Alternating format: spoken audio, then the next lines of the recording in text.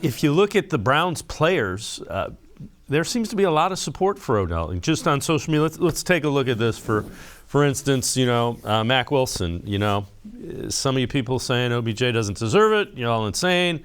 He was a great teammate, meant to us on the field, off the field.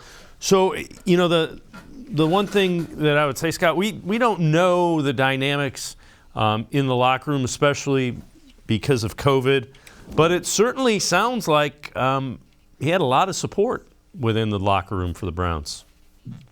Yeah, I find that really interesting, too. I remember talking to people in 2019, right, when we were in the locker room, just off the record, talking to players, and guys saying, hey, Odell's not how he's portrayed. You hear bad stuff, or, you hear the kind of the narrative about Odell, right? He's just this big persona, and then you get to be around him, and he's not like that. And, he would, if an equipment company was sending him something, he would ask for 60 so he could hand them out to his teammates. And he endeared himself to guys, and I know that he works hard.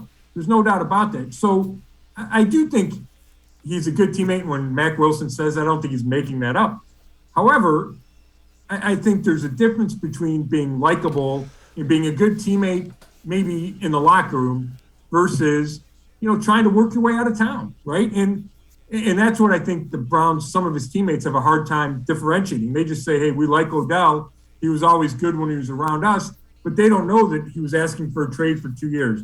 And I don't think the Browns wanted to throw Odell under the bus as an organization, so they just kind of let it be. But, the reality is he no longer wanted to play with those guys. And if his teammates think it's because it's okay because he didn't get the ball enough, then that's their right to have that opinion. I just disagree with that. I think you got to kind of tough it out through the tough times. And Odell, in my opinion, didn't do that.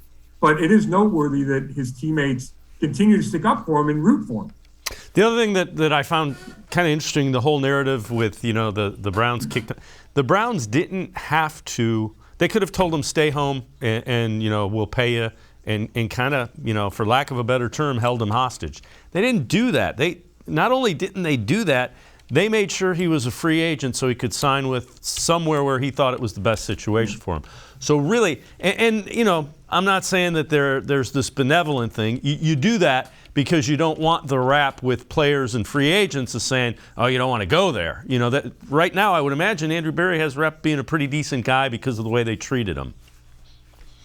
Yeah, no, I think that's a good point, too. That's a tough situation because, some of the rules have changed, and I don't know how long you can just keep a guy out.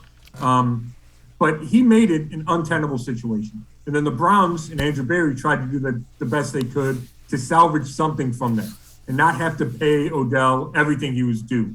And, worked with him to save some money, but also to have him become a free agent like he wanted. So, it was such a tricky situation. And, in fact, it was a turning point, a seminal moment in this season. Where you talk about all the ways this season went bad, that whole Odell situation is near the top of the list. And there's plenty of guilty parties when you talk about how he was used.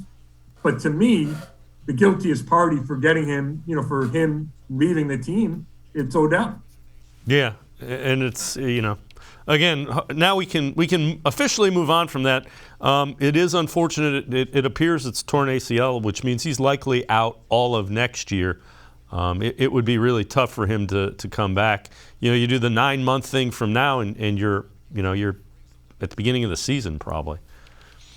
Yeah, that is really unfortunate. All the stuff I wrote about Odell has nothing to do with him personally. I like dealing with him, and you don't wish injury on anybody. And the fact that it's the same ACL, the same knee, you would think that the rehab would be more complicated. And I know he was tired of rehabbing. He had the core muscle surgery the previous offseason. He had the broken leg with the Giants. So he's been dealing with a lot physically. And, I think obviously this year he could still play. We saw that. I saw it in practice with the Browns, and then we saw it during his time with the Rams. You just wonder how much more his body can take.